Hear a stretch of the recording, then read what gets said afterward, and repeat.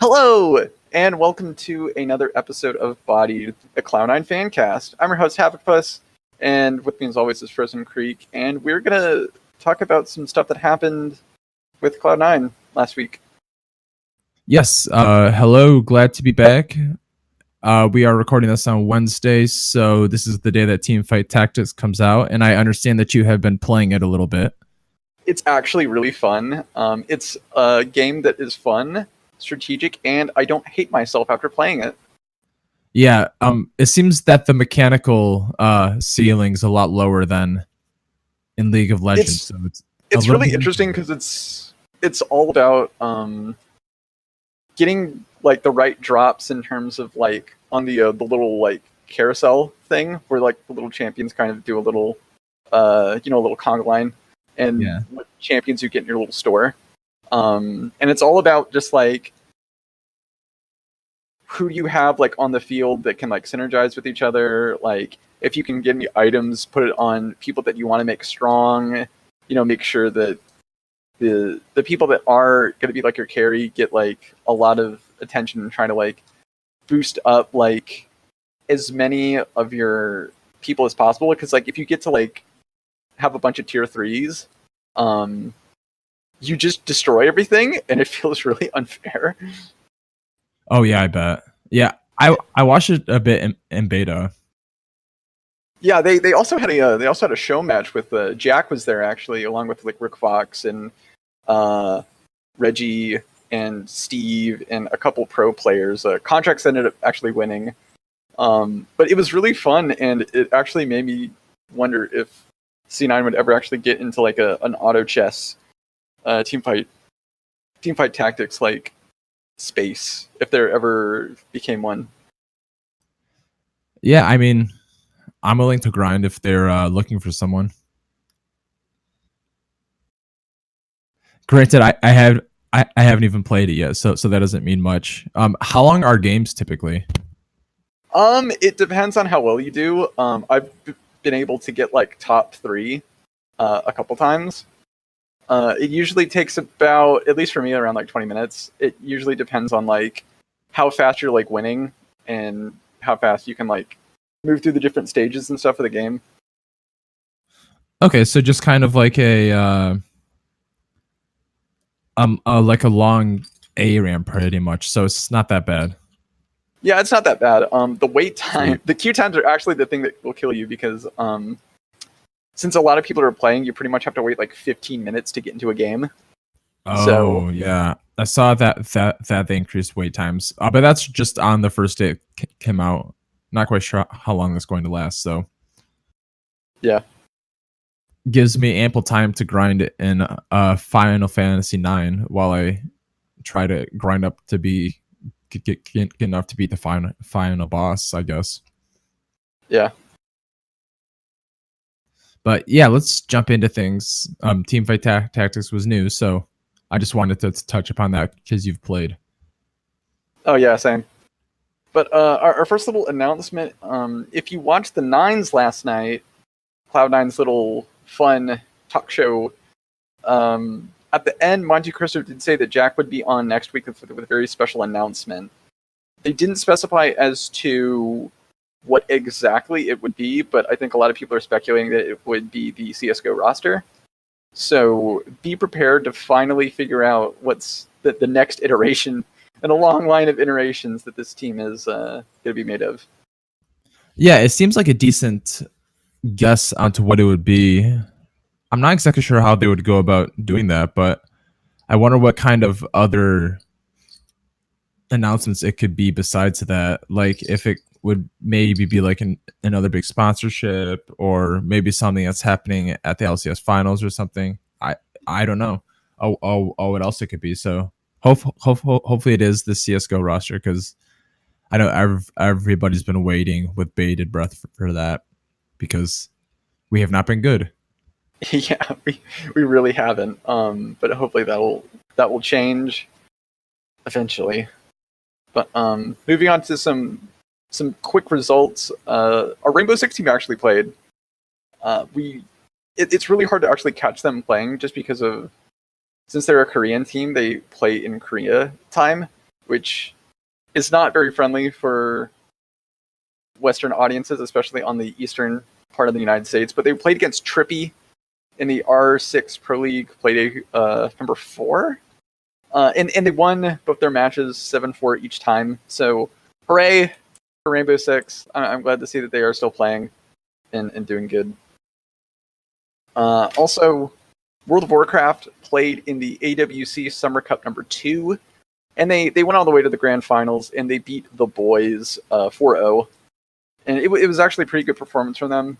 I really enjoyed the matches that they played. There was actually a lot of variety in at least their opponents' comps. I don't think C9 will ever move away from Druid, Warlock, Mage just because it's so optimal. But it was really great to see their opponents at least trying a lot of different things.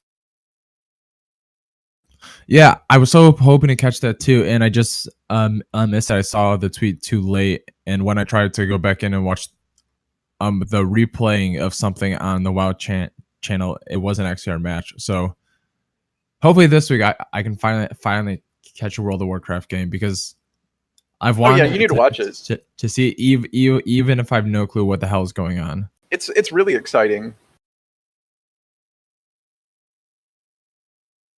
But I guess the big piece of news that Rocket League did play in the Season 7 Rocket League Championship, finishing in the semifinals. So they got top 4. What did you think of the tournament, Frozen? I thought they played pretty well for the most part. We kind of had some unluckiness with it was Squishy Muffins, right? He was one who was sick. Yeah, Squishy was having a bladder infection that came up the day before the match. He was able to get some antibiotics. I'm not sure how much that played into the his performance as a whole that day. To be fair, their opponents, Vitality Rental, actually did end up winning the whole thing. So you can't really blame them for losing to the tournament winner, as well as fucking as well as just how Vitality played, because they played just the best defense. Yeah, and I feel like you could almost kind of tell that Squishy was a little bit sick going down the stretch. Like that would have affected him more than just that final match. I assume he started to kind of feel it coming on just before that day before the semifinal. But either way, that's something you can't really stop through practice and stuff. So it sucks for the team, but a semifinal performance or a semifinal finish is really not that bad in the grand scheme of things. But I think that they would have preferred to a challenge in the final again for their title back. So there's always next year, I guess. Yeah, for sure. And I think that, a top 4 finish is definitely still acceptable. It does suck that we couldn't get the repeat, but C9 did play really well, and it's just that their opponents played insane. So I can't fault them for that. I hope that next year the team can get another trophy, because they are still one of the best in the world, and I want to see another one. I want us to be able to win 4, so we can get the giant rims and then make a car. That would actually be pretty sick. So, we're 3 away, and we have a young team too. So as long as sure. esports is going on, hopefully our odds are decently high for at least one more. For sure. And one thing that's really actually surprised me is that this has been probably the most stable roster C9 has ever fielded. Because anything for one, for a lot of their other esports, it either disbands after a year, or they end up swapping out people because the team wants to go their separate ways and do other stuff or whatever. They have been a part of Cloud9 ever since they signed. What was it, 4 years ago? Oh, maybe something like that. Yeah, I would have to think so. It's been a while. Yeah, I mean technically maybe Maine goes the longest consistent roster, but that's not saying much considering Yeah, he's I'm one not sure you guy. can count a roster if it's one person. Shout out to Mango, but yeah, I'm and aren't they still teenagers I have or no maybe idea. both? Yeah, so I don't know. Good for them. Sucks that Squishy Muffins got sick, but I guess shit happens. Yeah. Well, moving on, we have some Overwatch League results, and I gotta say, I was somewhat pleased with our boys this week. We lost to the NYXL, but we looked like a completely different team. We got some DPS in the lineup. We were taking it to them. Fury was playing Pharah and actually playing like pretty well. And we lost like a narrow loss 2-3. And the team looked like really re-energized, and they looked, just like a team that's just like, okay, they kind of figured it out. They have themselves in this space that they feel a lot more comfortable with, and I'm really happy how they played against MIXL. Not much for the Washington Justice match. That was kind of upsetting because they almost lost. Yeah, that was a little bit less ideal, but they did make a good improvement on NYXL. The one thing to point out, I guess, was that the Washington Justice match was the day after the NYXL match, so that could have played into it a little bit. So, but at the end of the day, they did pick up the win, which is what is most important in the final standings. Yeah, and I gotta say, I'm pretty nervous for this week. We play the LA Valiant, who beat the Vancouver Titans, which is a pretty big deal. And I've been hearing that they're looking really scary. And then after that, we have to play the San Francisco Shock, who I believe won stage 2, and we're like really close to winning stage 1. I think. Yeah, the third place among all playoff teams right now. So that is going to be a tough competitive match. But if our match against New York Excel this past week is anything to go by, there is a good chance that we could pick off an upset here, even if going in, we're not favorites. I do like our chances in the fact that we came into last week looking pretty good, and if I remember correctly, we only have one match this week. No, we have 2 matches this week. We don't Oh, have oh, one next oh week. my God! Yeah, you just said that.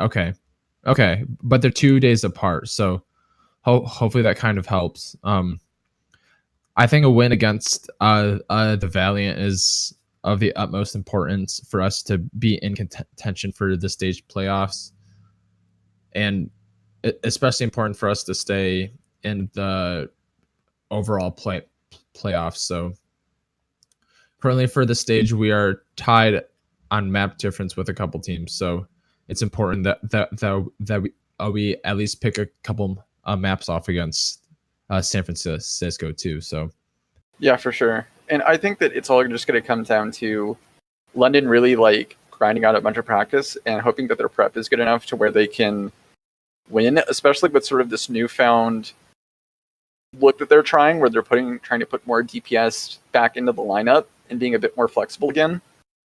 Hopefully they can win, but I think I have some good news for all you Overwatch League fans. It is highly rumored that Stage 4 will feature a 2-2-2 lock.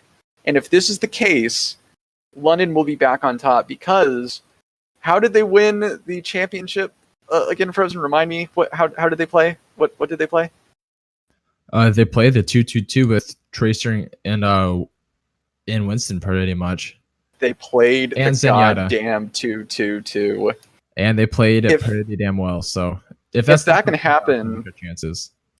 if that can happen, that'll definitely help the Spitfire because we have some really fantastic DPS players.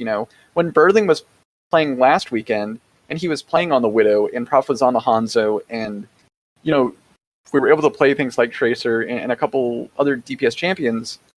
London looked really strong, and it looked like they could actually take it to the NYXL and actually play at their level.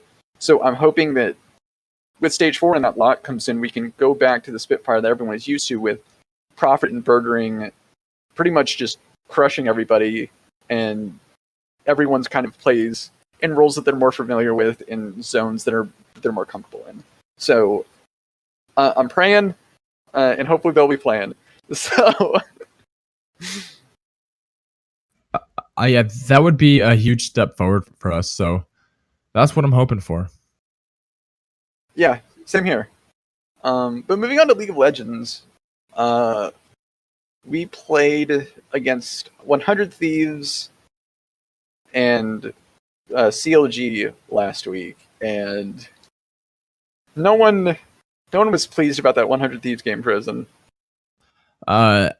No, and rightly so. But they did claw themselves out of last place this past week, so maybe they fixed themselves.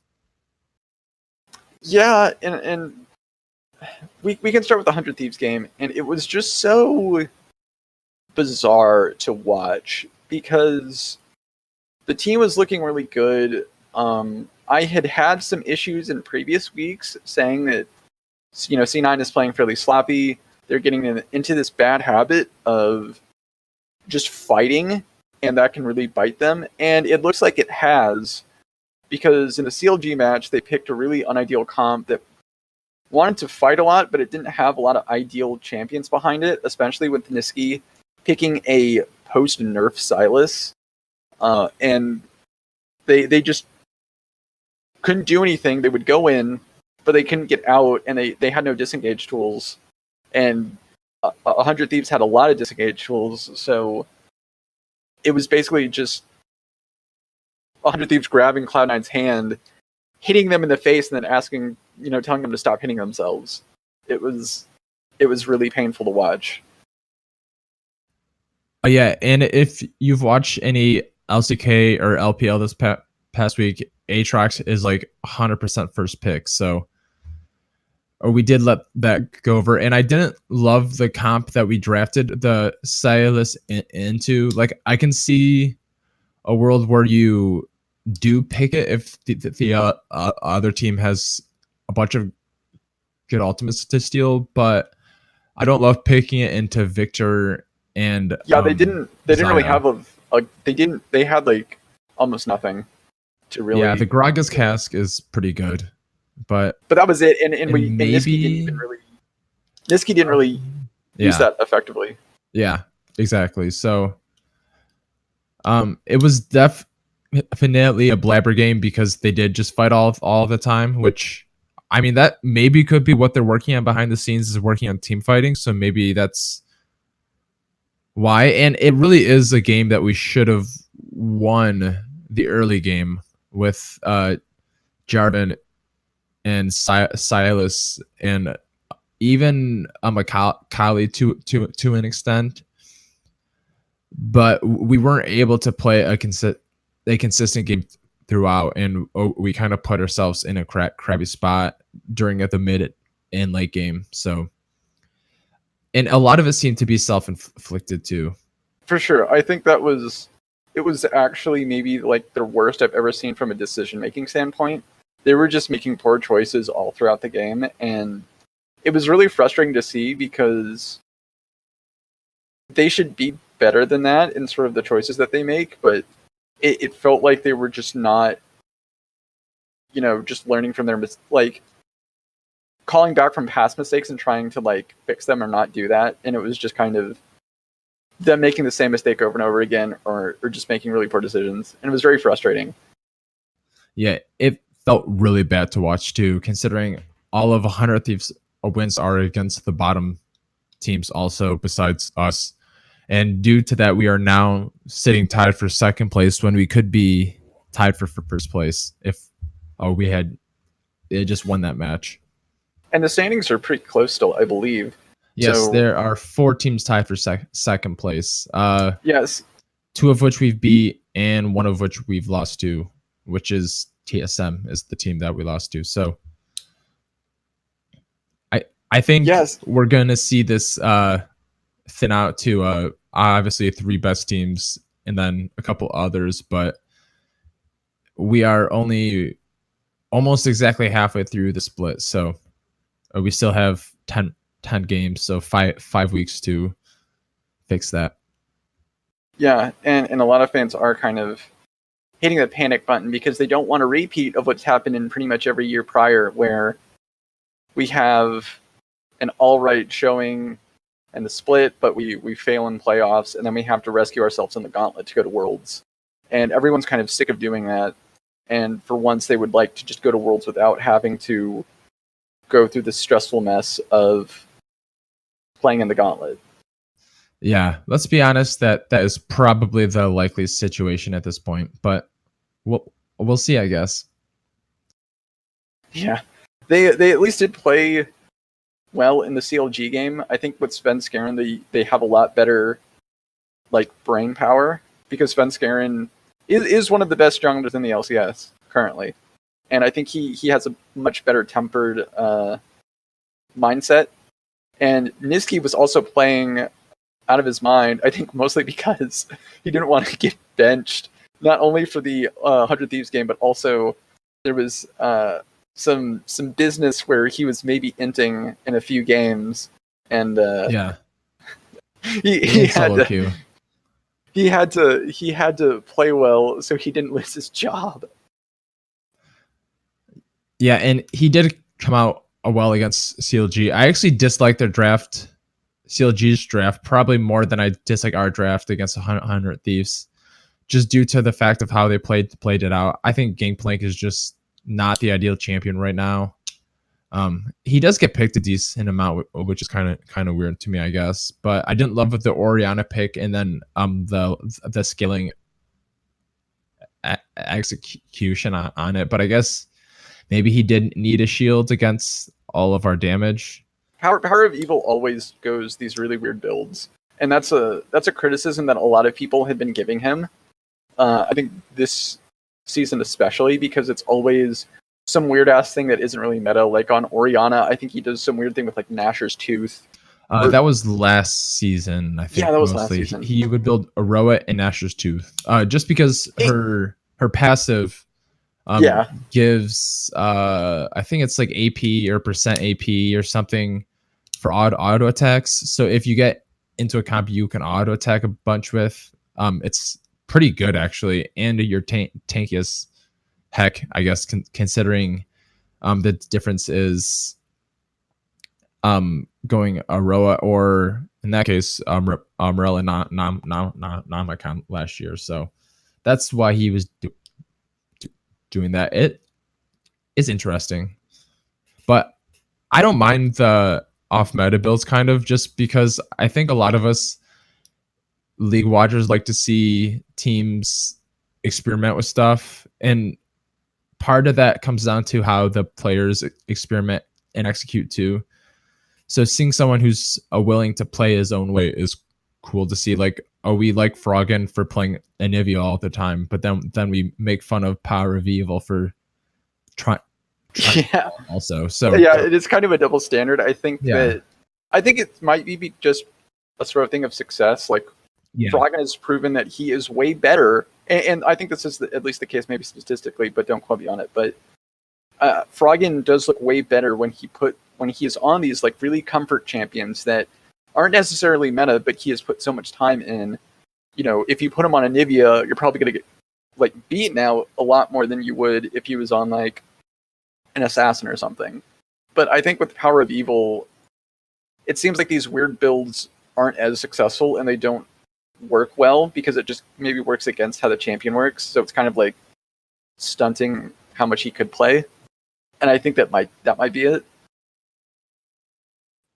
Oh well, and people only like remember the games that he loses. He didn't really have an ideal person to use his ball on in any way. So that's why I think it was somewhat of a poor draft. Like if Toronto were to be able to get inside the team and take a ball that way, but all he does is runs, at you, which Yeah, isn't quite as good yeah, as that's true. like it says Sejuani, who has like a dash or something. So Yeah, that's true.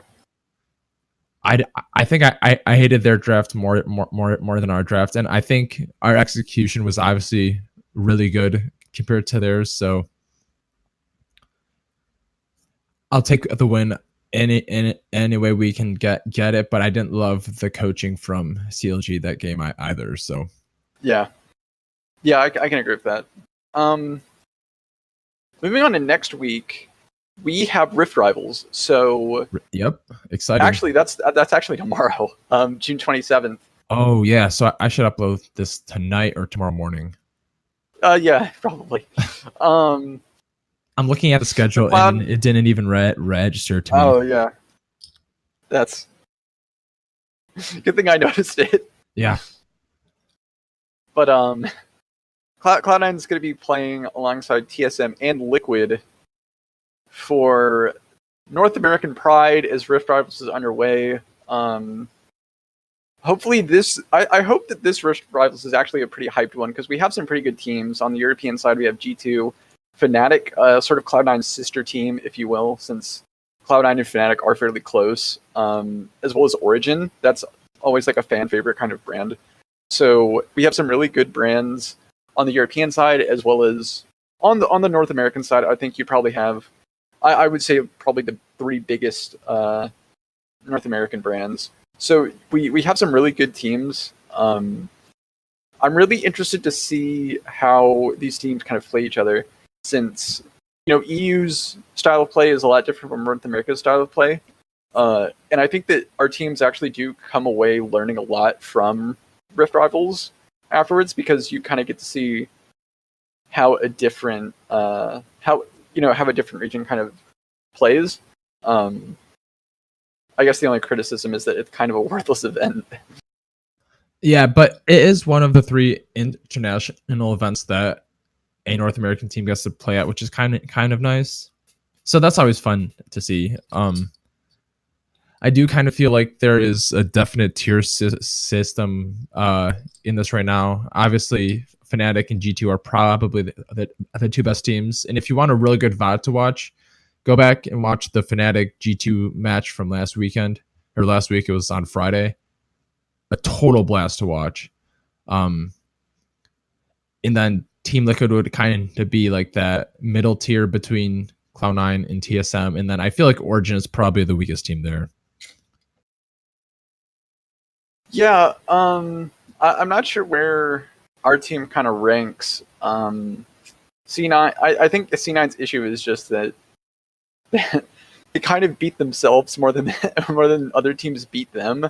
So if they're high, they're using their thinky brains, and they're playing like a team. I think that C9's definitely a fair contender. On the other hand, if they're going to play like Cloud9 instead and use their monkey brains, they're not going to be too much competition. Oh yeah, I agree with that. It's can make Saturday a really fun to see who kind of I guess wins. I forgot what the format is, but is it the top team gets to pick the opponents? I can't remember. I didn't pay attention to what the format. Yeah, me neither. I forgot, but I think we automatically get to play on Saturday this time. I guess don't quote me on that.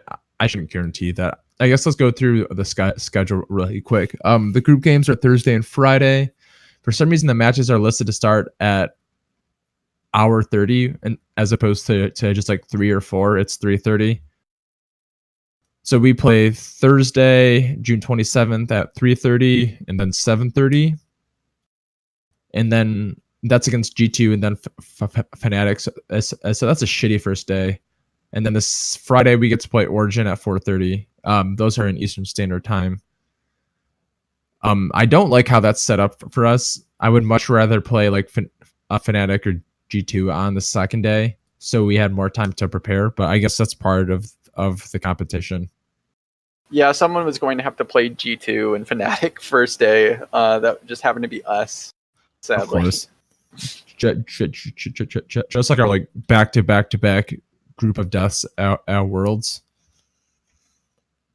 Yeah, with asking but twice. yeah. But hopefully this at least gives the boys some good practice and are able to at least recognize a lot of a lot of extra issues that they need to maybe tighten up. Yeah, it's gonna be fun just to see it play out. Just because it's always fun to watch international events. There's always a bunch of hype and shit talk. If I were a betting man, I would bet on EU winning this just because I think G2 and Fnatic are the two best Western teams by quite a bit. But there's always a chance that we can beat up on Origin and pick a win off of Fnatic or G2 and get ourselves a victory out of nowhere. So, Yeah. but I think that's about it. No. Yeah, I can't think of anything else to say really. Alrighty, so I guess I should get this uploaded while I'm in queue for teamfight tactics. Yeah. Well, I'll let you get to Perfect time. teamfight tactics. Yeah. Thanks everyone at home for listening. Remember to follow us at C9 Bodied, and we'll see you again next time. Bye, guys. Goodbye. Bye.